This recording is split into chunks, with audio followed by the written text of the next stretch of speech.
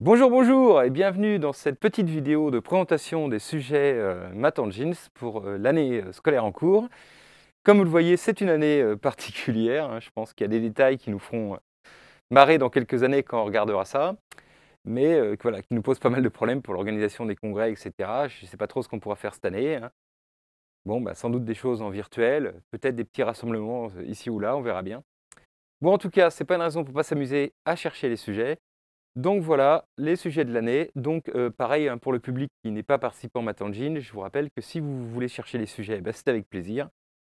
Vous pouvez me soumettre vos solutions sur Discord si vous avez accès au Discord, ou par mail, hein, mathadulte@gmail.com, mais surtout pas dans les commentaires. D'accord? On est sympa, on ne spoile pas les solutions dans les commentaires.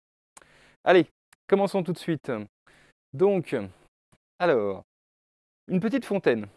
Alors voilà, donc un bassin plutôt, enfin voilà, ou une fontaine. Donc on veut atteindre son centre parce que, je sais pas moi, on veut voilà, nettoyer la bonde qui est au milieu ou récupérer un objet qui est tombé pile au milieu.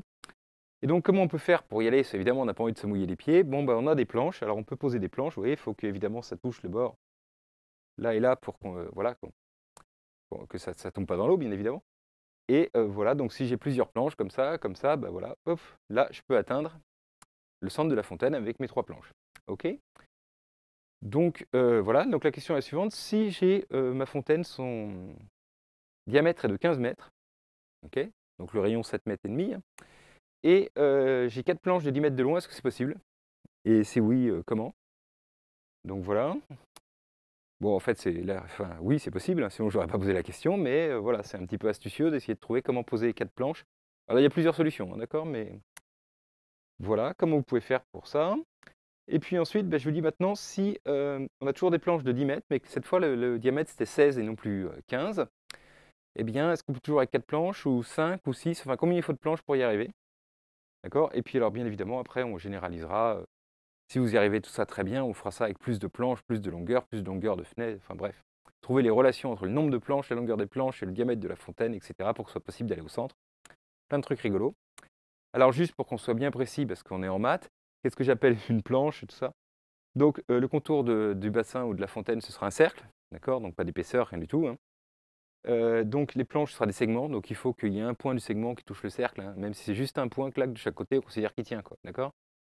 Donc voilà, il faut que ce soit, au pire, la planche, vous voyez, il faut qu'elle soit, elle dessine une corde sur le cercle de taille 10, hein. OK, si vous la mettez à l'extrême, voilà. Et puis pareil, bah voilà, c'est les points, le centre, c'est un point, d'accord? Donc il suffit en fait qu'il y ait un segment qui soit tracé qui passe par-dessus le centre. OK, donc vous avez des segments de taille 10, un cercle de diamètre 15 ou 16, et vous devez mettre comment mettre les segments de taille 10 pour réussir à en mettre un qui passe par le centre du cercle. OK? Voilà pour le premier sujet. Alors ensuite, donc les fractions égyptiennes. Alors, c'est un sujet, mais alors ultra classique, hein, ça a été posé plein de fois dans Math Engine, etc. Donc voilà, je vous fais confiance pour pas trop chercher sur internet, parce que sinon ça a juste plus d'intérêt, mais là effectivement c'est un sujet qui a été battu, rebattu, etc. Mais qui est toujours sympa à découvrir. Moi, je m'amuse beaucoup à trouver des compositions en fractions égyptiennes, donc je me suis dit que ça allait sans doute vous amuser aussi. Alors donc le truc, c'est que les Égyptiens, pour écrire leurs fractions, bah, en fait, ils n'utilisaient pas, comme nous, des numérateurs et dénominateurs. Ils utilisaient juste un en haut et un donc dénominateur, donc un demi, un tiers, un quart, un cinquième, etc. etc. D'accord? Et puis ils ne le mettaient pas plusieurs fois de suite, parce que sinon, oh, bah, ça revient au même, quoi. Au lieu d'écrire 3 cinquièmes, ils n'écrivaient pas un cinquième, plus un cinquième, plus un cinquième. Non, non. Il fallait que chaque apparaisse maximum une fois. D'accord? Et en plus, ils ne pouvaient pas enlever non plus.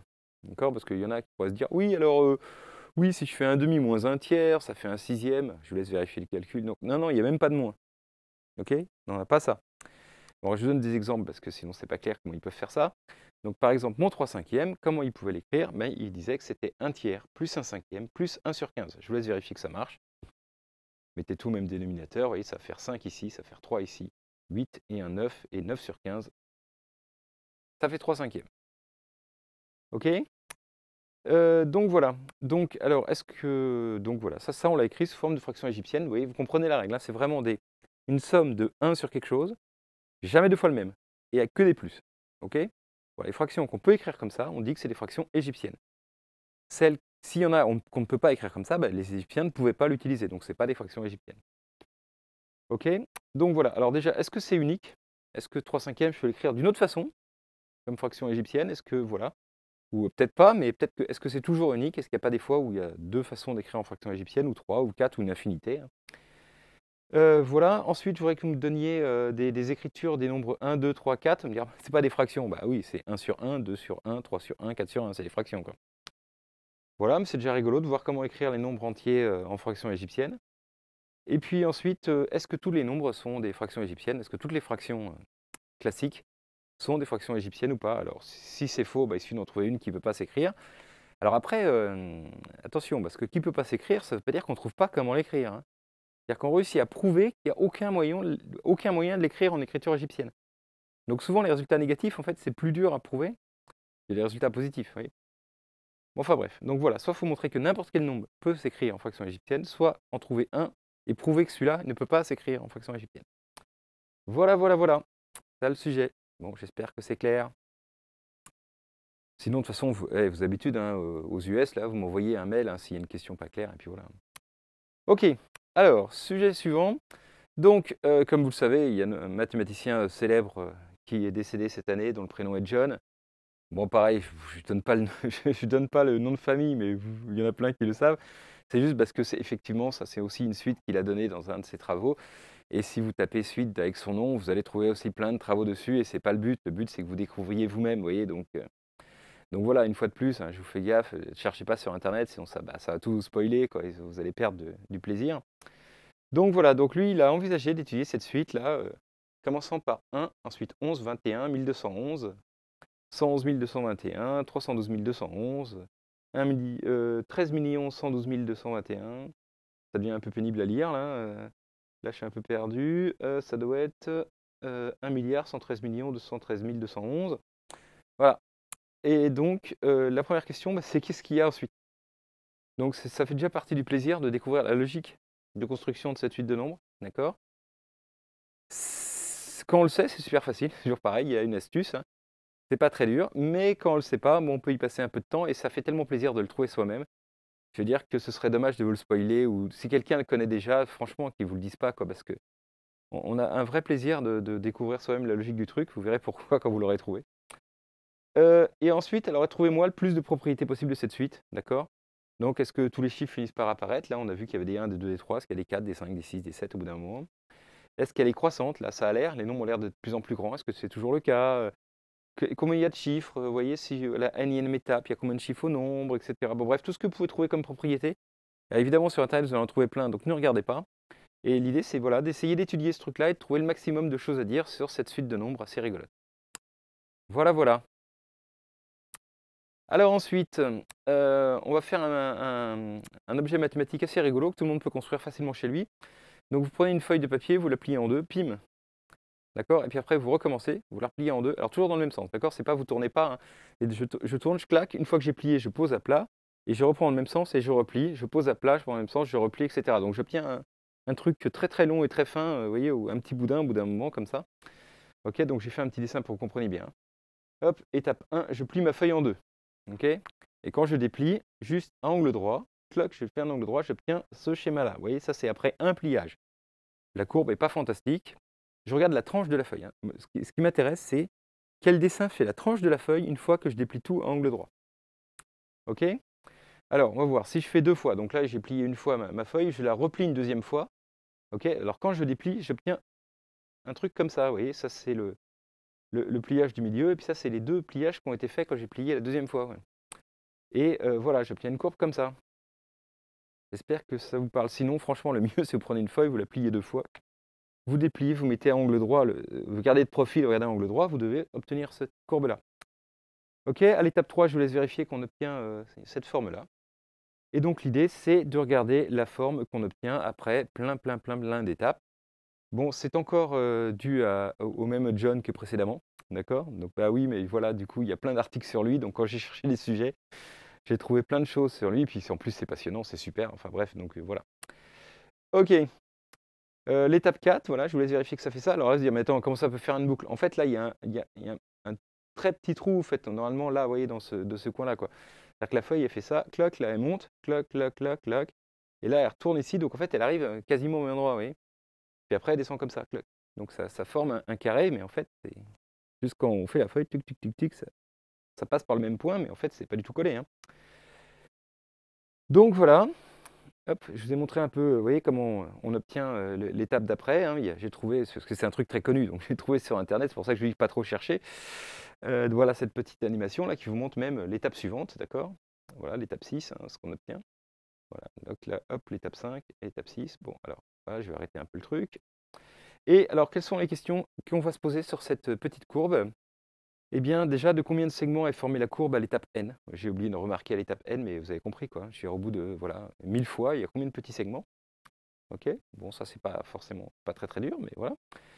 Et alors, par contre, vous voyez qu'elle n'est pas étendue, elle se recouvre, elle se retourne sur les mêmes sur les autres. Donc là, par exemple, cette courbe-là, regarde que si je me la mets sur un petit tableau, sur un quadrillage, en noircissant des segments du quadrillage, quel est le plus petit que je peux faire? Alors là, je peux en largeur, il y a l'impression 1, 2, 3, 4, 5, 6.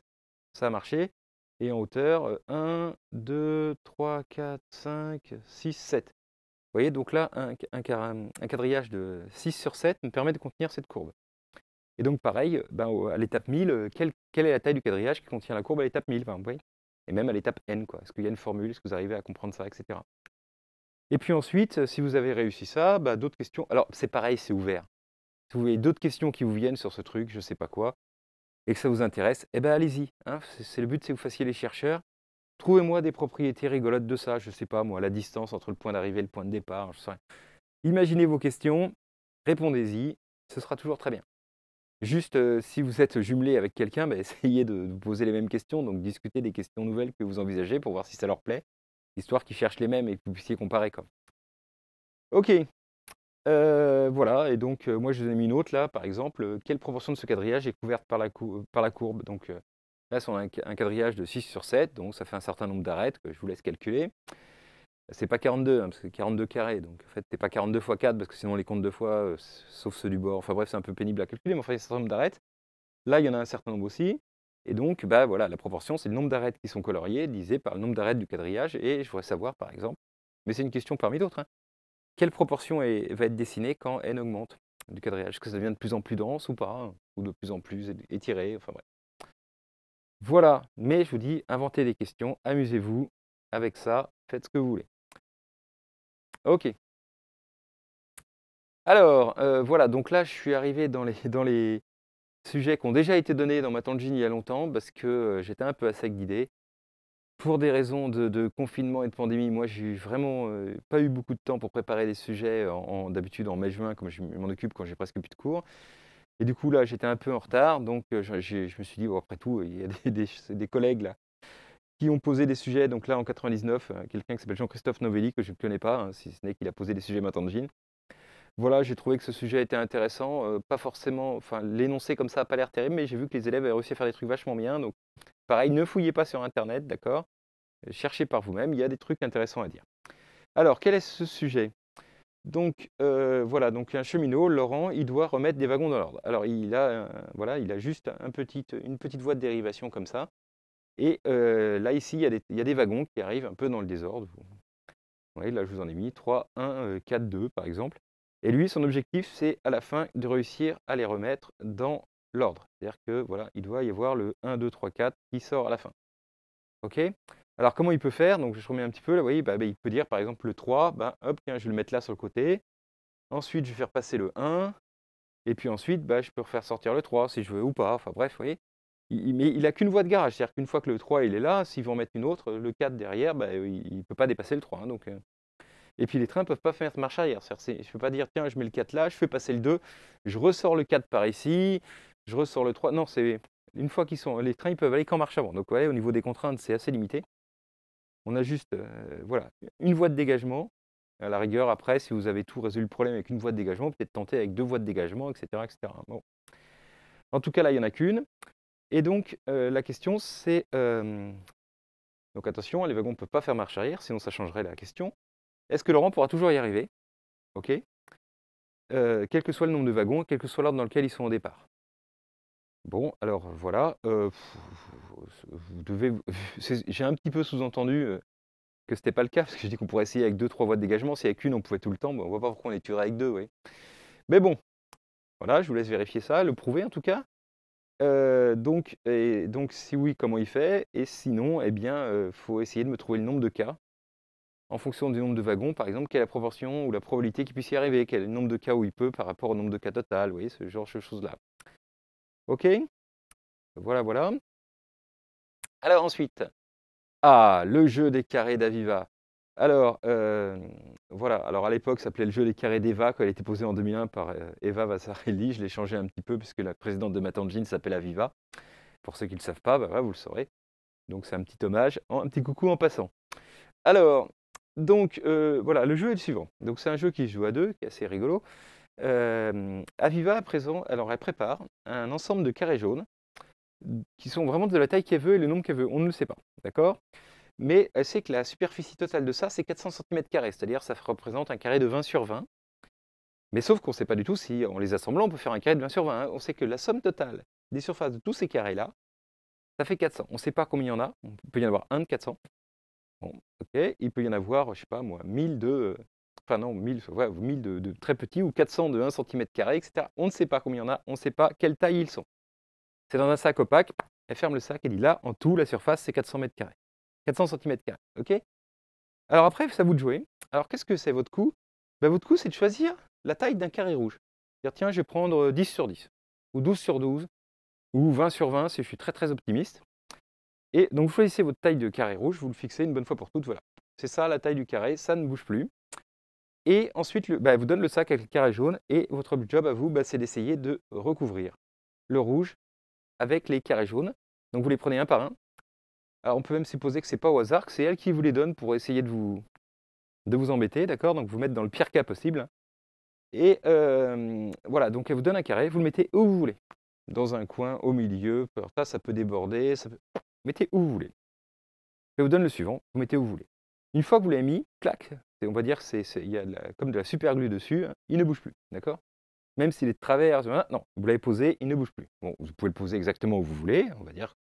Mais une fois que vous avez décidé, avant de voir ce qui arrive comme carré derrière, c'est terminé. Une fois que vous l'avez mis, c'est pas dire « Ah oui, mais si j'avais su qu'il y en a un autre comme ça, j'aurais mis autrement. » Ouais, non, c'est trop tard. D'accord? Donc vous mettez les carrés, un par un, et après, ils ne bougent plus.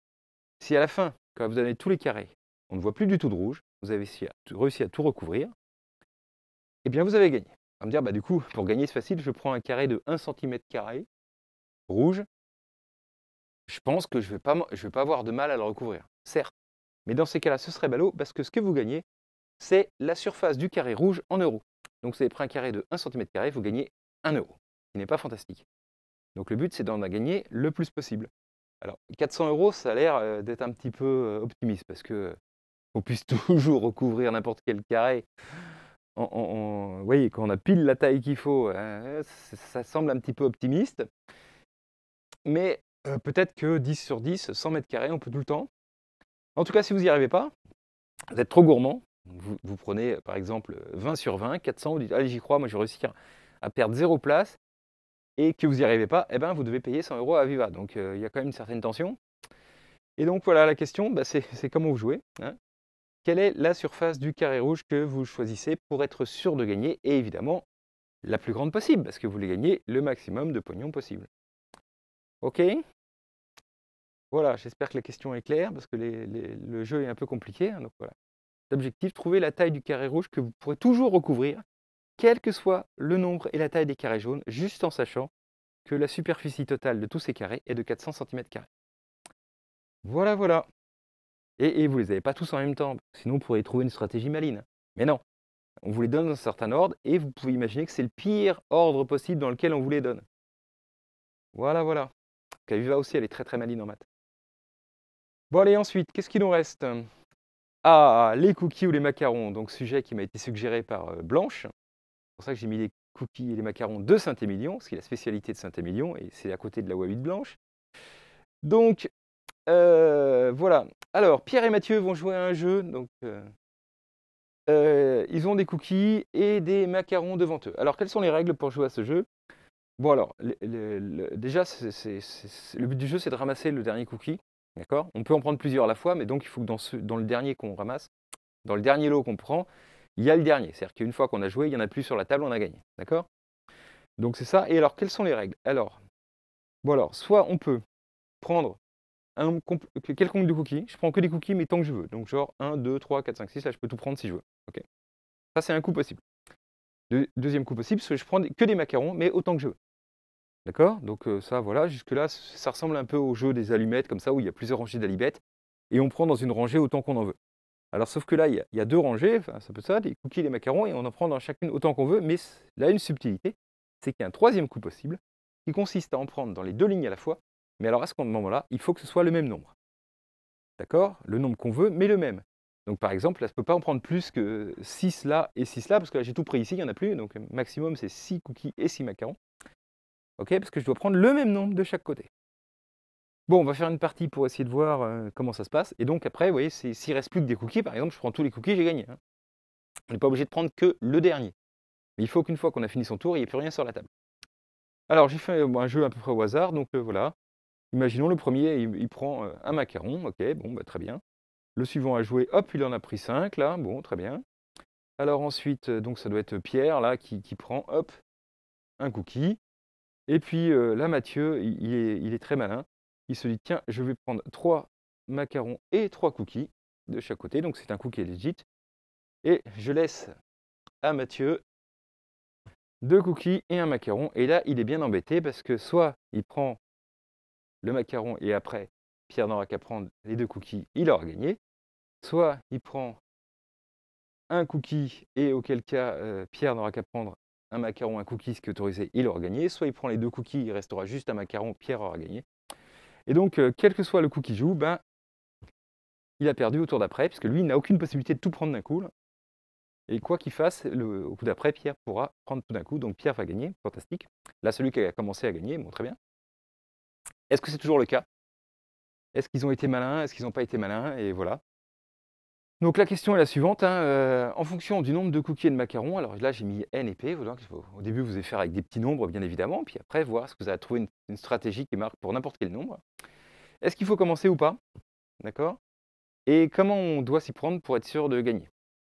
Autrement dit, voilà, l'objectif, hein, c'est qu'à la fin, vous soyez hyper fort et que vous puissiez jouer contre n'importe qui. Ils choisissent même le nombre de macarons et de cookies au début, vous dites, bon là, oh, je commence ou je commence pas? Non, bah vas-y, commence. Et hop, je gagne. Ou alors, moi tiens, je vais commencer et hop, je gagne. Hein, d'accord? Voilà, comment on fait? Très bien. Alors, le problème de l'hôtelier. Donc ça, c'est un petit problème, sympathique que j'ai posé il y a déjà quelques temps et je me suis dit: «Bah, je recycle». Alors, donc on a un hôtel, d'accord? Et puis alors à la fin d'un séjour, il y a les 4 vacanciers qui partent, voilà, vaquer à d'autres occupations, hein. C'est un hôtel itinérant, les gens qui sont en balade, donc qui passent de lieu de résidence en lieu de résidence comme ça, tranquillement. Et voilà, alors donc les gens, ils sont partis tous en ligne droite, on va dire pour simplifier, parce que c'est déjà pas mal. Alors il y a 2 premiers qui partent à pied, donc il y en a un qui part vers le nord à 3 km/h, là il marche vraiment tranquillement. L'autre vers le sud à 5 km/h, là il marche d'un bon pas, d'accord. OK, bon voilà et puis il y en a ensuite, il y en a d'autres qui sont partis en vélo, il y en a un à 9 km/h, là lui il pédale vraiment tranquille. Il est parti vers vers l'est et l'autre vers l'ouest, là à 18 km/h, donc voilà, on n'est pas sur le Tour de France, hein, c'est au niveau des vitesses, c'est tranquille, mais bon. Voilà et donc ils sont tous partis. Là, l'hôtelier se dit: «Ah bah voilà, une autre journée qui commence, on va accueillir un peu des nouveaux, stagiaires» et tout. Dit: «Mais hop, hop, ils ont oublié de payer. Ce matin, ils se sont barrés sans payer. Ah, allez, hop, qu'est-ce qui se passe? Ça fait 1 heure qu'ils sont partis tous en même temps, d'accord? Ils sont déjà tous partis à 1 heure et bon allez, je vais les rattraper, je prends mon quad et je roule et je vais essayer de les rattraper pour récupérer mon pognon». Alors, sachant que, à l'exception des 4 chemins là, c'est très, très boisé, c'est très endommagé, donc même avec un quad, je ne peux pas couper, dire: «Tiens, je rattrape celui qui est au sud et puis après je coupe en travers pour essayer de récupérer celui qui est à l'est». À la rigueur, si vous avez répondu à la première question, pourquoi pas, ça peut être une étude complémentaire, dire: «Tiens, s'il avait le droit de couper». Mais là, pour le moment, non. Là, sa seule option, c'est d'aller dans une direction, par exemple au nord, jusqu'à ce qu'il rattrape celui-là. Là, on va dire qu'il se fait payer instantanément, d'accord? Qu'il y a pas l'autre il discute pas, ça met pas 3 heures à trouver son chéquier, tout ça, non. Il arrive, l'autre le paye, je claque comme ça, il a Apple Pay, ça va hyper vite, clac. Et il est obligé de revenir à l'hôtel et de repartir dans une autre direction et de revenir, sachant que pendant ce temps-là, les autres continuent à avancer, hein. Les autres ne sont pas au courant qu'il leur court après, donc ils continuent d'avancer à leur vitesse respective, d'accord? Et donc, voilà, et donc il est obligé de faire les 4 chemins, OK, pour aller récupérer les 4. Et la question, c'est dans quel ordre il y va pour essayer de revenir le moins tard possible. Hein, quelle est sa meilleure stratégie à l'hôtelier en connaissant les vitesses des 4 personnes? Voilà. Est-ce qu'il faut mieux qu'il parte d'abord vers celui qui va le plus vite, qui s'éloigne le plus vite, ou plutôt vers celui qui est le plus proche? Voilà, parce que forcément, celui qui est parti au nord est à 3 km, celui qui est parti à l'ouest est déjà à 18 km. À vous de me dire quelle est la meilleure stratégie à employer. OK? Voilà, voilà. Alors ensuite, les nombres H. Alors c'est pareil, je ne vous ai pas mis le vrai nom, d'accord? Ça commence par un H, mais pour pas que vous soyez trop tenté de chercher sur internet. Ce sont des nombres qui ont été inventés par ce mathématicien indien méconnu. Et voilà. Alors qu'est-ce que c'est qu'un nombre H? C'est un nombre qui est divisible par la somme de ses chiffres. OK? Alors je vais donner tout de suite des exemples, hein, parce que alors il y a les nombres à un chiffre, évidemment, ils sont divisibles par eux-mêmes, donc par la somme de leurs chiffres. OK, bon, d'accord. Alors les premiers exemples qui sont là, par exemple 11 ça ne marche pas parce que la somme des chiffres de 11 c'est 2, et 11 n'est pas divisible par 2. Mais 12 ça marche parce que la somme des chiffres de 12 c'est 1 plus 2 c'est 3, et 12 est divisible par 3, hein, c'est 3 fois 4. Vous voyez, ensuite par exemple 15 ça ne marche pas parce que 15 n'est pas divisible par 1 plus 5, 6. Bien divisible par 3 mais pas par 2, enfin bref. Voilà, alors le suivant c'est 18, vous voyez, parce que 1 plus 8 ça fait 9, mais ça vous le savez, normalement, divisible par 9, la somme des chiffres est divisible par 9, donc ça ne devrait pas trop vous surprendre. 20, c'est bien divisible par 2, 21 c'est bien divisible par 3, 24 c'est bien divisible par 6, 2 plus 4, 27 c'est bien divisible par 9, 2 plus 7, et puis je vous laisse vérifier qu'entre les deux ça ne marche pas, genre 26 c'est pas divisible par 8, etc. Bon voilà, il y a 30, etc. Bon, c'est pareil, les nombres qui se terminent par 0 à deux chiffres, vous allez voir que c'est pas trop compliqué, oui, 70, oui c'est divisible par 7, c'est 7 fois 10, tout ça. Bon, donc ceux-là c'est des nombres qui sont pas très durs à détecter, mais les autres c'est pas forcément évident. Ok? Alors, 80 et 81, c'est deux nombres H qui se suivent. C'est les deux plus petits qui se suivent. Ok? Hein, oui, 80, on l'a vu, on vient de vous expliquer que ça marchait forcément. Ok? Et 81, eh bien, 8 plus 1, ça fait 9. 81, c'est 9 fois 9, donc 80 est bien divisible par 9. Donc voilà. Voilà, donc la question c'est suivante. Est-ce que vous avez étudié les nombres H? Posez-vous des questions aussi. Essayez de trouver des propriétés, essayez de voir ce que vous pouvez dire dessus, comme vous le voulez. Et puis, essayez de me trouver la plus longue suite possible de nombres de H qui se suivent. Donc par exemple, il y en a une à 3 qui n'est pas très très dure à trouver, qui n'est pas très très loin derrière 80-81. Mais après à 4, à 5, etc., c'est déjà plus compliqué. Alors j'ai des copains qui se sont mis à réflexe, hein, ouais, et je sais que vous allez avoir ce réflexe. Ah on prend l'ordinateur et puis on teste. D'accord? Donc l'ordinateur, il pourra vous trouver des suites de 4 ou 5. Ça c'est possible, ça va être un peu long à regarder parce que, voilà, mais bon. Je pense à l'ordi, vous allez trouver 4 ou 5, mais avec votre cerveau, vous pouvez faire beaucoup mieux. Ça me semble pas impossible que vous arriviez à 7, 8, 9, voire plus, hein, d'accord? Voilà, on peut même prouver, mais ça devient, à mon avis, c'est assez technique, mais qu'il ne peut pas y avoir plus qu'un certain nombre de chiffres qui se suivent, il ne peut pas y avoir plus qu'un certain nombre de nombres H consécutifs. Il ne peut pas y en avoir 50, par exemple. La borne, elle est plus petite que 50. Mais voilà, donc si vous arrivez à regarder ça, ce serait fantastique, mais je crois que faites ce que vous voulez. Étudiez-moi ces nombres, essayez de trouver leurs propriétés, essayez de voir qu'est-ce que vous pouvez dire dessus, et essayez de m'en trouver une suite très très longue de nombres qui se suivent, et qui soient tous des nombres H, et je serai très fier de vous. Voilà. Allez, dernier sujet qui m'a été suggéré par une idée d'un collègue de la fac de La Rochelle, la Rafi qui m'écrase, de la semaine dernière. Alors, donc on choisit deux entiers comme point de départ, x et y, 3, 5, 28, 32, 100, 1000, comme on veut. Et deux opérations. Alors, une multiplication et une addition, à chaque fois par un nombre entier. Donc, par exemple, x4 plus 3, ou x 17 plus 1000, enfin bref. Ok? Donc, je vais vous faire un exemple, parce qu'on va voir. Donc, on part d'un des points de départ, et on applique successivement l'une ou l'autre des opérations. D'accord? Et on regarde, comme ça, sur quel nombre on peut arriver. Et les nombres sur lesquels on peut arriver, on dit que c'est des nombres qui sont atteignables. Ok? Donc, par exemple, alors, on y va. Je prends point de départ 1 et 2. Et x3 est plus 4, vous voyez pourquoi c'est l'exemple de base. Enfin, j'ai pris 1, 2, 3, 4, mais on peut faire autre chose. Qu'est-ce que j'obtiens? Alors, vous voyez, donc, je veux dire, les nombres de départ, c'est 1 et 2, donc ce sont des nombres atteignables, okay, par définition, parce que c'est le point de départ. Alors, hein, je considère que chaque opération, c'est quand même un petit bout de chemin, en fait, et je vois où c'est que je peux arriver. Alors, à partir de 1, par exemple, si je fais x3 au plus 4, je vais obtenir x3, j'obtiens 3, et x plus 4, j'obtiens 5. Donc, les nombres 3 et 5 sont atteignables. Ok, à partir de 2, bah, ça je fais x3, ça fait 6, plus 4, ça fait 6 aussi. Donc à partir de 2, je peux arriver que à 6. Ok, puis ensuite on continue comme ça. Donc à partir de 3, hop, vous n'êtes peut-être pas obligé de faire tout là, vous pouvez trouver vos méthodes et tout, hein, bon, mais en tout cas là pour expliquer, je dis bah 3 x 3 ça fait 9, et 3 plus 4 ça fait 7, 5 x 3 ça fait 15, 5 plus 4 ça fait 9. Bon bah là c'est pas la peine que je fasse avec les deux 6, hein, c'est la même chose, hein, d'accord? Donc là j'ai fait voilà 6 x 3 18, et puis 6 plus 4 10. Ok? Donc il est facile de se rendre compte que tous les nombres que je vais obtenir après sont tous déjà plus grands que les nombres qui sont là, et tous plus grands que 10. Donc déjà j'ai trouvé tous les nombres inférieurs à 10 qui étaient atteignables. Donc voilà, les nombres atteignables, bah, il y a 1, 2, 3, 5, 7, 9, 5, 6, 7, 9, 10, et puis ensuite des nombres plus grands. Par exemple 7 plus 4, il y a 11, enfin bref. Je n'ai pas mis les autres, je vous laisse regarder. Donc voilà, voilà ce que c'est qu'un nombre atteignable à partir d'un choix de 2 points de départ et de 2 opérations. Ok, alors les 2 opérations, c'est 1 fois et 1 plus, donc c'est les 2 nombres A et B en fait, vous pouvez choisir. Ok. Alors, on dit que votre choix de x, y, a et b est un bon choix si au bout d'un moment, je peux faire tous les nombres. D'accord? Pas forcément dès le début, mais par exemple à partir de 36 ou de 128 ou de 1 milliard 242 millions. Tous les nombres à partir d'un moment, ils sont tous atteignables. D'accord? Alors là, on dit que c'est un bon choix. Et donc, ben, la question, c'est comment on reconnaît un bon choix? Étudiez-moi ça. Est-ce que vous êtes capable de voir directement si je donne x, y, a et b, est-ce que c'est un bon choix ou pas un bon choix? D'accord? Et puis des questions un peu annexes. Si x et y, les points de départ sont fixés, est-ce que j'arrive à trouver a et b tout le temps pour que ça devienne un bon choix ou pas? Et réciproquement, si A et B sont fixés, les deux opérations sont fixées, est-ce que j'arrive à trouver X, Y pour que ça devienne un bon choix ou pas? Voilà, donc c'est ce genre de questions-là. D'accord? Je veux que vous m'étudiez tout ça pour me dire, voilà, on a bien compris, pour que ça marche, pour qu'on puisse atteindre tous les nombres, il faut qu'il y ait telle et telle propriété. Voilà, voilà. Eh bien écoutez, c'est tout pour les sujets de lycée.